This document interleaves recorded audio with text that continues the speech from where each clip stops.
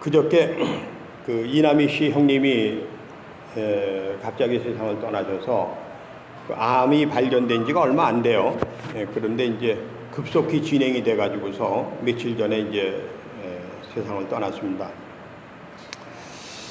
거기 갔는데 그 이남희 씨 친구, 이남희 권사님 친구 되시는 분을 이제 저한테 소개를 해 주시는데 서울에 아주 큰 대형 교회, 유명한 교회에 나가고 있다고 그러면서 이제 소개를 시켜줘서 인사를 하는데 그분이 이제 당신 교회 목사님 이름을 대는 거예요. 아, 충신교회요? 그랬더니 이 교회 이름을 제가 안 대려고 그랬는데 저도 모르게 됐네요. 그랬더니 예, 우리 교회 목사님이 누구시고 이제 이러는데 제가 모르는 이름이에요. 그래서 죄송하지만 제가 이름을 잘 모릅니다. 이제 그리고 나서 가만히 생각해 보니까 제가 젊었을 때 읽은 책 중에 그 충신교회에 지금은 원로 목사님이시지만 박종순 목사님이라고 하는 분이 쓴 책을 한두 권 본 기억이 나요. 그래서 그 박종순 목사님 계시던 교회요? 그랬더니 그렇다고 얘기를 하더라고요. 그래서 제가 정말 참 이렇게 훌륭한 목사님들이 계신 그런 곳에서 신앙생활 하는 사람들 이런 분들이 많은데 우리 시골교회는 저처럼 그 이름도 없고 실력도 없고 그리고 변변치 않은 또 사람들이 얘기하는 것처럼 목사 같지 않은 목사의 그 설교를 듣고 이렇게 신앙생활 하시는데 얼마나 이게 참 미안한지 정말 우리가 은혜를 받는다는 게 뭘까 그런 생각을 해봅니다. 은혜를 받는다는 게 뭘까? 지금 내가 가지고 있는 그 생각이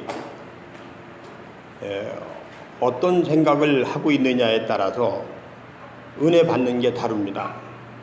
우리 교회에서 은혜 받는 사람은 우리 교회에서 은혜 받을 만한 생각을 가지고 있기 때문에 은혜를 받는 거예요. 어떤 사람들은 그냥 신앙의 사람이 아니라 일반적인 사람이 볼 때도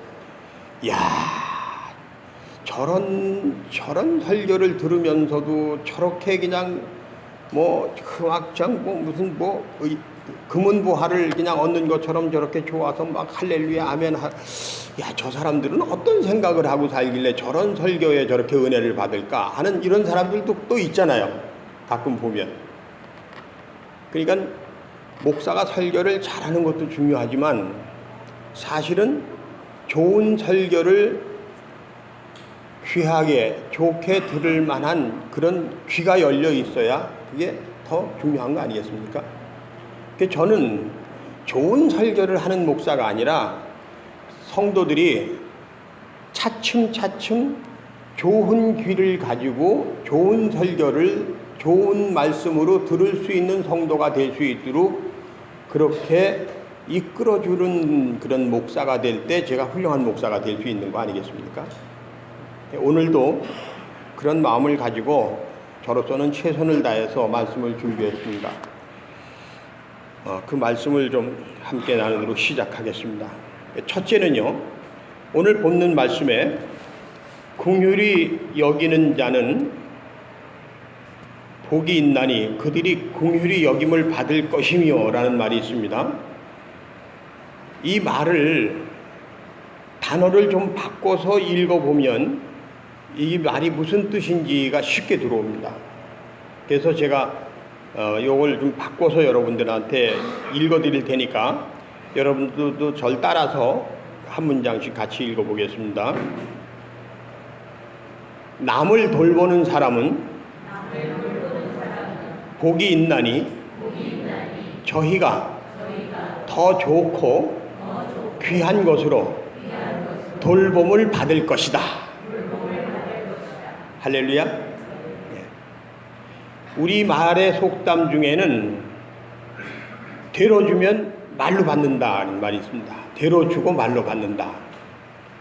제가 중학교 2학년 때인데 하복을 입었던 기억이 있습니다. 하얀 이 남방을 입고 그리고 이제 학교에 갔는데, 학교에 가면 제가 종처럼 부리는 그 친구가 있었어요.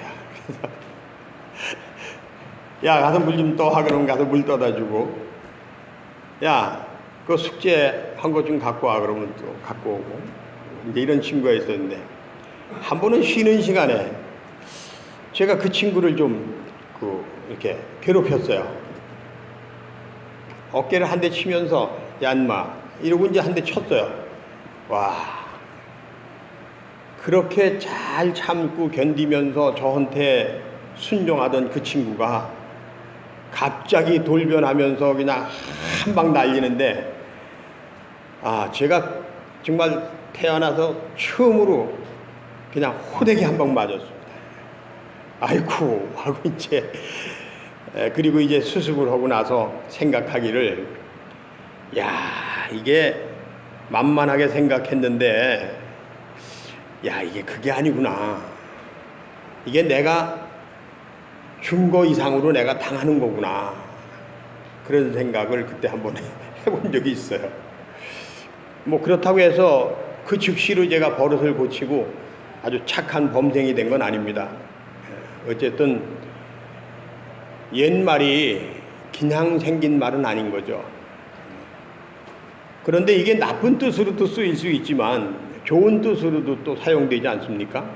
내가 상대방에게 초콜릿 하나를 주면 그 다음에 이제 내가 병원에 입원해 있을 때 초콜릿이 한 상자가 온다, 뭐 이런 거. 그렇게 이제 하여간 이 데려주고 말로 받는다는 말이 여기 이 본문 말씀 속에서도 통용이 되는 거라고 생각이 들어요. 내가 남을 돌보는데 아주 조그맣게 그 다른 사람에게 내가 유익을 주고 도움을 줬을 때 나는 나도 모르는 사이에 그보다 더 큰 것으로 받게 되지 않느냐라고 하는 겁니다. 저는 이제 가끔 가다가 다른 사람들을 생각하면서, 아, 저 사람한테 내가 이걸 하나 줘야 되겠다. 저 사람한테 내가 이게 뭐 이제 말하자면 이제 밥이라도 한 건 사줘야 되겠다. 뭐 저희 집에 또 들리는 사람도 많지 않습니까? 그러면 어떤 때는 한두 명이 오는 게 아니라 대여섯 명이 올 때도 있는데, 야, 이게 주머니는 넉넉지 않고 이거 밥을 사야 되나 말아야 되나 이럴 때도 있지 않겠습니까? 그런데 거의 대부분의 경우는 망설이지 않고 내가 바로 뒤에 쓸 일이 있어도 뭐 못하면 그만이지, 그리고 밥 먹으러 가자, 그래가지고서 이제 대접을 하고, 이제 이런 게 제 생활 습관이 됐어요. 그런데 그때마다 이게 참 사람이 뭐 얄팍해서 그런지 모르겠습니다만은, 그래 써야지 또 생기지, 이런 생각이 또 있는 거야. 그 내가 정말 쓸 만한 처지가 안 되는데도 내가 쓰면 하나님께서 나를 곤경에 빠뜨리시는 것이 아니라 그것을 통해서 나에게 오히려 더 풍성한 은혜를 주시는 하나님이시다, 이제 이런 생각을 하는 거예요. 그런 생각을 하게 돼. 그게 이제 경험이고 믿음이겠죠. 가끔 여러분들 중에서 어렵고 힘든 그런 형편에서도 다른 사람을 돌보는 분들을 봅니다. 그러니까 물론 목사인 저한테도 이제 사랑을 베풀어 주시는 분들이 많죠. 그런데 그럴 때마다, 아유, 형편도 어려운데 이렇게까지 안 해도 되는데, 어떻게 이걸 어떻게 이렇게 하세요? 이렇게 얘기를 하면, 그래도 해야죠, 이렇게 얘기를 합니다. 그러니까 이게 우리가 살아가면서 다른 사람을 돌보고 다른 사람을 생각하는 사람이 되는 거죠. 여러분 한번 정말 진지하게 한번 생각해 보십시다. 나는 어떤 사람인가? 나는 내 코가 석자라는 것 때문에 나만 생각하면서 사는 사람인가? 아니면 내 코가 석자라도 옆에 사람을 걱정하는 사람인가? 뭐 그렇다고 해서 옆에 사람 보증 서주라는 얘기는 절대 아닙니다.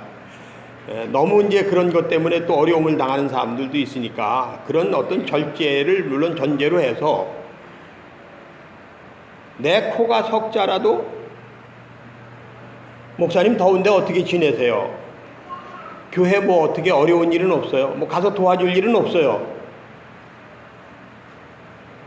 그런 생각을 내가 한 번이라도 하면서 사는 사람인가? 목사인 저는 아무리 교회 할 일이 많아도 이거 교인들한테 부탁하지 않으려고 애를 씁니다. 교회를 다닌다는 이유 때문에 이 큰 교회, 이 넓은 교회에 와서 봉사하려면 이건 아무도 못하거든요.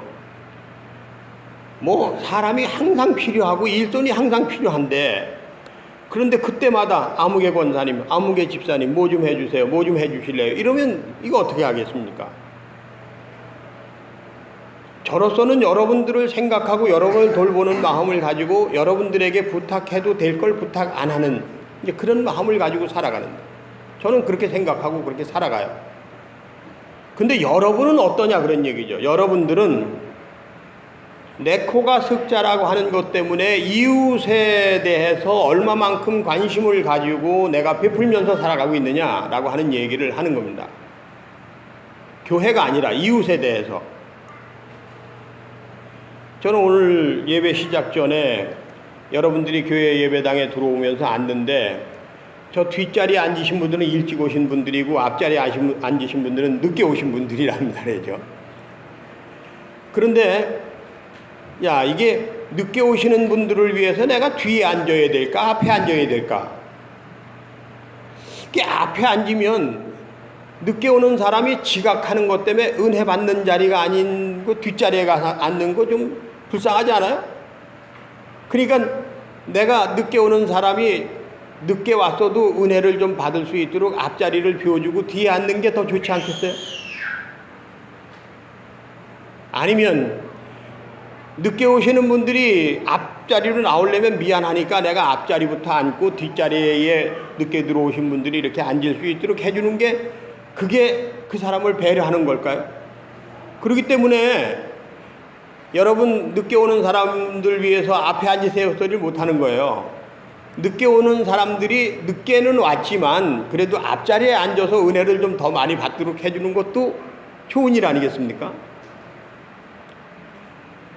그런 생각들, 이런 생각 저런 생각을 하는 사람 따라서 한번 해보십시다. 다른 사람을 위해서 어떤 게 좋을까? 이렇게도 생각해보고 저렇게도 생각해보는 사람이 되자. 그러다가 아무것도 못하는 사람이 되면 안 되겠죠.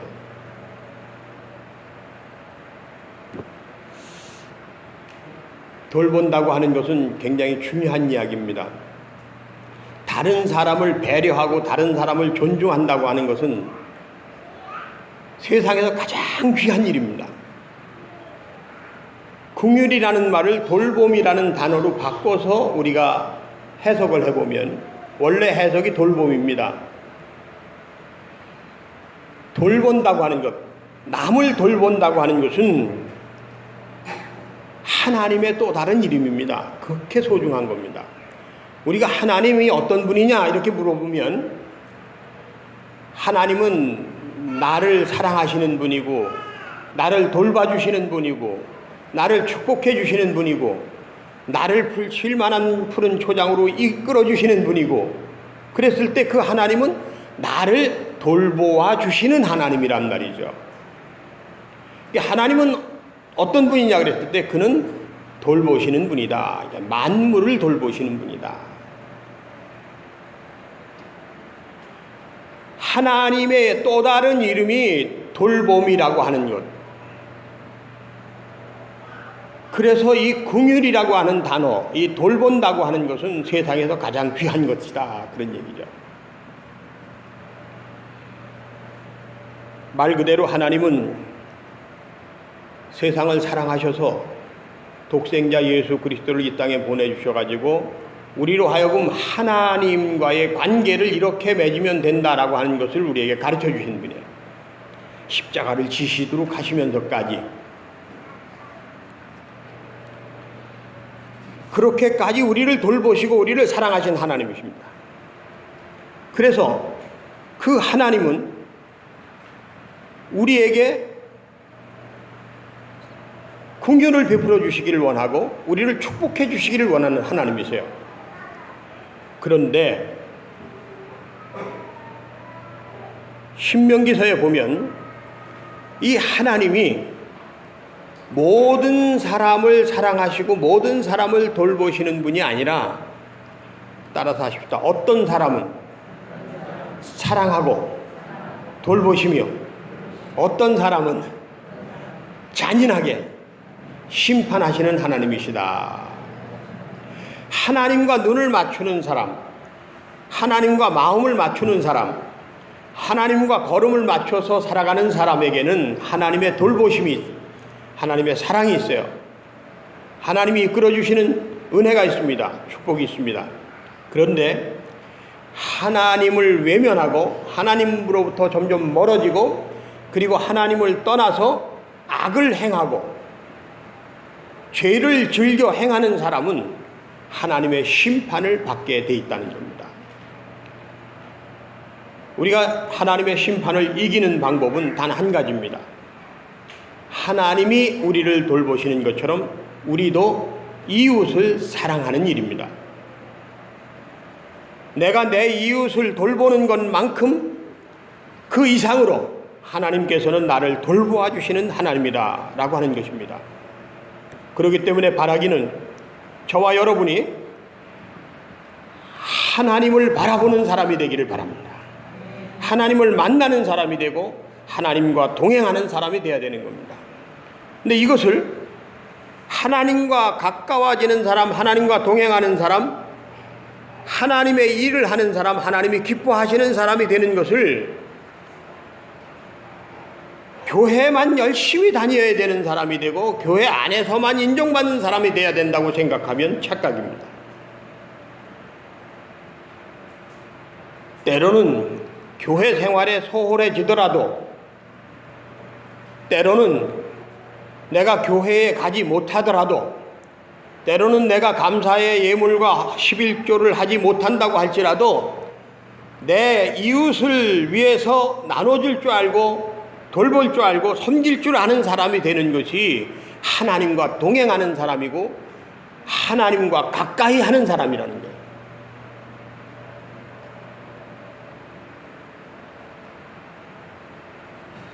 여러분, 지난 한 주간 동안 우리는 이해할 수 없는 충격에 빠졌습니다. 물론 다 그런 것은 아니겠지만 우리 역사에서 쉽게 찾아보기 힘들 만큼 의로운 사람이고 선한 의지를 가지고 살았던 사람이라고 얘기할 수 있는, 그리고 누구보다도 따뜻한 마음을 가지고 세상을 살았다고 얘기할 수 있는 노회찬 의원이 스스로 목숨을 끊었습니다. 한편에서는 그를 빨갱이라고 얘기한 사람도 있지만은 저는 단 한 번도 그 사람을 빨갱이라고 생각해 본 적이 없습니다. 그는 경기고등학교를 나왔고, 그리고 다른 사람들이 흉내낼 수 없을 만큼 명석한 두뇌를 가지고 이 세상에서 누구보다도 더 많은 부와 명예와 권력을 누릴 수 있는 사람이었지만 항상 가난한 사람들의 편에 서서 살기를 원했고 대한민국이 나라다운 나라가 되는 것을 원했던 사람이라고 저는 생각을 합니다. 그런데 그런 사람이 자기 자신이 한 일에 대해서 충격을 받고 그리고 그 문제를 해결하는 데 있어서 스스로 목숨을 끊었다고 하는 것은 저는 이해할 수도 없을 뿐더러 용납하고 싶지도 않습니다. 이건 아니지 않는가라고 하는 생각을 갖습니다. 내가 내 자신을 심판하거나 내가 내 자신을 드러내는 것이 아니라 내가 감당해야 될 것을 감당하면서 남은 생애를 더 보란듯이 반듯하게 살아가는 노력이 필요하다고 저는 생각을 합니다. 그는 긍휼의 마음을 가지고 돌봄의 정신을 가지고 세상을 살았지만 그 돌봄의 정신이 과연 우리에게 어떤 기억으로 남을까라고 하는 생각을 해보면서 오늘 저는 쉽지 않은 얘기를 주보에다가 기록을 했습니다. 저는 그분이 모두가 책임지지 않는 이 사회 속에서 나처럼 책임지는 사람이 있다고 하는 것 때문에 다른 사람들이 희망을 가져주기를 바라고 다른 사람들을 색안경을 끼고 보는 것이 아니라 옳은 것은 옳게 봐주기를 바라는 마음까지 가지고 자기 스스로 목숨을 끊었는지는 모르겠습니다만은 저는 적어도 우리가 사는 세상이 서로가 서로를 돌보는 세상이 되어야 한다는 그런 생각이 그 속에 조금은 있었지 않을까라는 생각을 해보는 겁니다. 다시 말하면 저는 그분의 죽음을 영웅화하려고 하는 것이 아니라 그분의 죽음 속에서 우리 사회가 얼마만큼 다른 사람에 대해서 외면하면서 나 하나만이라도 잘 살겠다고 하는 이기적인 생각을 가지고 할짓 몰타짓 다 하면서 사는 사람들이 모여있는 집단인가, 그러면서도 자기가 지은 죄에 대해서 책임지는 사람들이 하나도 없는 이런 나라가 아닌가. 앞으로도 계속해서 이런 나라가 되면 누가 이 나라에서 살아남을 수 있을까, 이런 생각을 해보자 이거예요. 그래서 우리 아주 보잘것없는 우리들 자신만이라도 우리의 삶 속에서 내가 그동안에 자식들 키우느라고 먹고 사느라고 내가 내 이웃에게 정말 못할 짓을 했구나 라고 하면서 자기 자신의 가슴을 치는 사람들이 있어야, 그래야 우리나라가 우리가 사는 세상이 좀 더 좋은 세상이 되지 않을까, 그 생각을 우리가 해보자는 거예요. 그래야 되지 않겠습니까, 여러분? 저는 저 자신이 농촌교회, 교회는 큰데 돈은 많이 들어가는데 이걸 감당할 수 있는 그런 힘이 없는 교회, 그런 교회의 목사로 살아가면서 그렇기 때문에 때로는 내가 누군가에게 아쉬운 소리도 하게 되고 받아서는 안 될 돈을 받기도 하고 써서는 안 될 돈을 쓰기도 하는, 그래서 부끄러운 게 많은 목사인 것이 사실입니다. 그러나 그렇다고 해서 내 스스로 내가 잘못했다고 내 목숨을 끊는 사람이 아니라 그런 나 자신에 대해서 가슴을 치면서 조금이라도 더 나은 존재로서 살아가기 위해서 어제보다는 내일이 좀 더 깨끗한 사람이 되기 위해서 몸부림을 치는 사람으로 살아가고 싶은 거죠. 만약에 노회찬 씨처럼 우리가 우리 자신의 잘못에 대해서 가슴을 치면서 목숨을 끊어야 된다면 여기 살아있을 사람이 누가 있겠습니까? 그런 극단적인 선택이나 극단적인 일이 아니라 우리는 우리 자신을 돌아보면서, 그래, 내가 나 살자고 아랫집으로 가야 될 물꼬를 막은 적이 있었지. 그래, 내가 나 살자고 마을 상수도를 틀어놓고 물을 준 적도 있었지. 그래, 내가 나 살자고 이웃집이 어려울 때 내가 외면했던 적이 있었지. 그러면서 가슴을 치면서 통곡하면서 더 나은 내일을 위해서 다음에는 그러지 말아야지 하면서 사는 사람이 돼야 되지 않겠냐 이거죠. 그래야 우리가 사는 세상이 희망이 있지 않겠느냐 이런 얘기죠. 여러분, 돌보는 사람이 됩시다. 우리가 돌보면 다른 사람이 우리를 돌보는 게 인지상정입니다. 그것이 하나님의 법입니다. 그래서 돌봄이라고 하는 것을 세상을 사는 지혜라고 얘기하는 사람이 있습니다. 여러분, 예배 시간에 이렇게 핸드폰이 울리거나 뭐 이렇게 애들이 울거나 뭐 이렇게 하면 우리가 이 핸드폰 울린다고 다 쳐다보면서 그 핸드폰 좀 끄지 이러는 사람도 있고, 또 어떤 목사는 그 핸드폰 좀 끄고 들어오지 이러는 목사도 있고, 또 저처럼 이런 얘기를 하면서 무한하지 않게 잘 넘어가는 사람도 있고, 지혜가 있을 수도 있고 없을 수도 있다, 그런 얘기예요. 지혜라고 하는 것은 살아가는데 정말 필요한 겁니다. 따라서 하십시다. 들어오세요. 따라서 하십시다. 아무리 재능과 명예와 부귀와 권력이 있는 사람이라도 지혜가 없으면 한 발자국도 앞으로 나갈 수가 없다. 아멘. 아무리 잘생긴 남자나 여자라도 결혼해가지고 결혼 생활을 하는데 지혜가 없으면 단 한순간도 행복할 수가 없어요. 지혜라는 것은 그래서 꼭 필요한 겁니다. 내가 마을 이장이 됐다, 내가 목사가 됐다, 내가 교회에서 어떤 일을 맡았다, 다른 여러 사람들과 함께 뭘 해야 된다, 그랬을 때 필요한 것이 물론 재능도 있어야 되고 힘도 있어야 되고 돈도 있어야 되지만, 지혜가 없으면 자기가 자기의 책임을 단 한 번도 감당할 수가 없는 겁니다. 지혜가 필요합니다. 사는 데는. 지혜가 없는 사람은 무엇을 하려고 해도 되질 않습니다. 지혜가 없는 사람은 다른 사람의 말에 귀를 기울이지 않습니다. 자기에게 좋은 얘기만 듣기를 원합니다. 지혜가 있는 사람은 다른 사람의 이야기를 들으면서 날마다 풍성한 영성을 가지게 되는 겁니다. 그런데 지혜 중에서 가장 위대한 지혜, 가장 뛰어난 지혜는 뭐냐? 돌봄의 정신을 가지고 살아가는 겁니다. 그래서 야고보는 이렇게 표현했습니다. 따라서 합시다.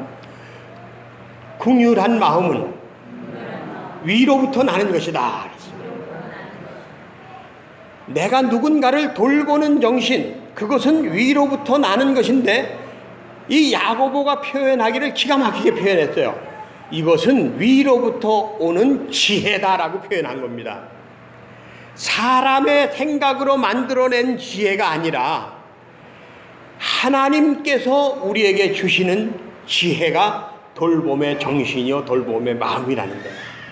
성령을 받은 사람의 특징은 뭐냐? 돌봄의 정신을 가지고 사는 사람입니다.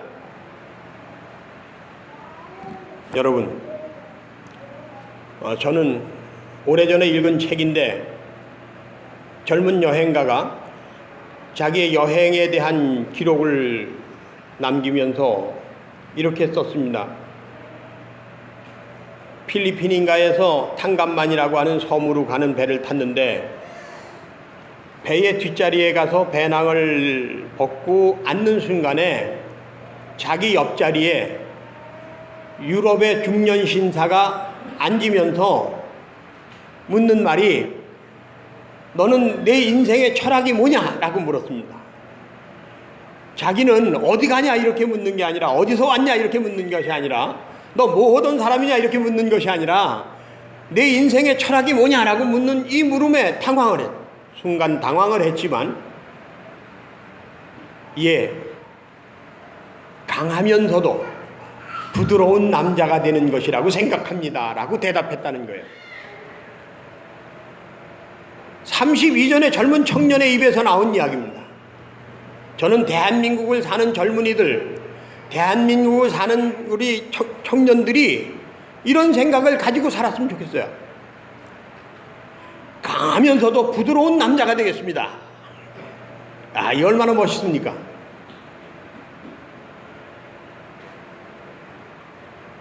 이명박 대통령 후보가 대통령에 출마했을 때 조수미 선생님한테 기자가 물었습니다. 성탄절 크리스마스 칸타타를 앞두고 불우이웃 돕기 칸타타를 하는데, 이 조수미를 인터뷰하면서 물었어요.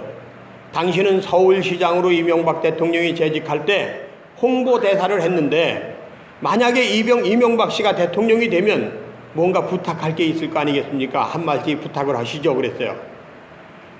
예, 저는 내가 생각하기로는 그분은 무슨 일이든지 한다고만 하면 다 할 수 있는 분이라고 생각하는데, 내가 생각하기에는 그분이 우리가 사는 세상이 좀 더 따뜻한 세상이 되는 일을 위해서 수고했으면 좋겠습니다 라고 얘기했던 거예요.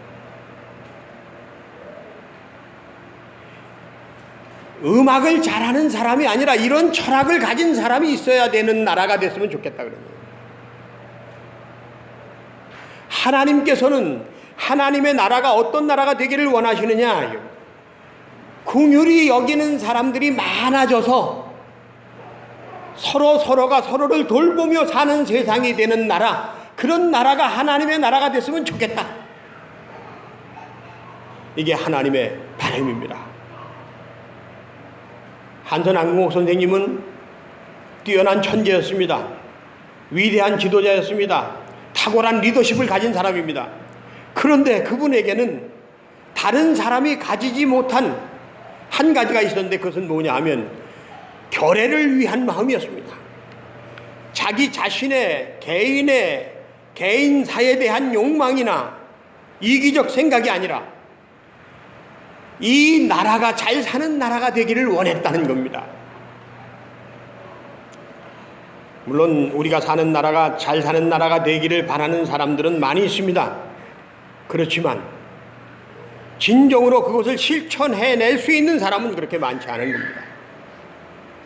한선 안궁옥 선생님은 말 그대로 세상을 떠나시면서 자기가 가진 모든 재산을 교회에다 바치고 자기 자녀들에게는 단 한 평의 땅도 물려주지 않으셨습니다. 그렇게 나라와 민족을 위해서 자기 자신을 헌신하고 희생했던 분입니다. 돌봄의 정신을 가지고 돌봄의 삶을 살았던 분입니다. 그렇기 때문에 오늘날 그의 가족들도 여기 없고 그 자신도 여기 없는데 많은 사람들이 한선 안궁옥을 기리는 사업을 펼쳐가고 있는 거 아니겠습니까? 여러분, 마지막으로 우리가 하나님 앞에 나올 수 있는 것, 하나님께 기도할 수 있는 것은 하나님의 긍휼 때문이라고 하는 사실을 기억하시기를 바랍니다. 만약에 하나님이 긍휼이 없는 하나님, 돌보심이 없는 하나님, 그냥 심판의 하나님이시라고만 하면 우리가 어떻게 하나님 앞에 설 수가 있겠습니까? 어떻게 우리가 하나님께 기도할 수가 있겠습니까? 그러나 하나님은 그 긍휼하심이 한이 없으시는 분이기 때문에, 십자가를 지시면서까지도 용서하시는 분이었기 때문에 우리는 얼굴을 들고 부끄러움을 감추고 하나님 앞에 나가서 하나님 그래도 저를 좀 도와주세요 라고 기도할 수 있는 거 아니겠습니까? 긍휼하신 하나님, 그 하나님을 바라보면서 그 하나님께로 나와서 그분의 손을 붙잡고 그분의 은총 안에서 다른 사람을 돌보는 사람으로서의 멋진 삶을 살아가는 그런 여러분이 되시기를 간절히 축원합니다.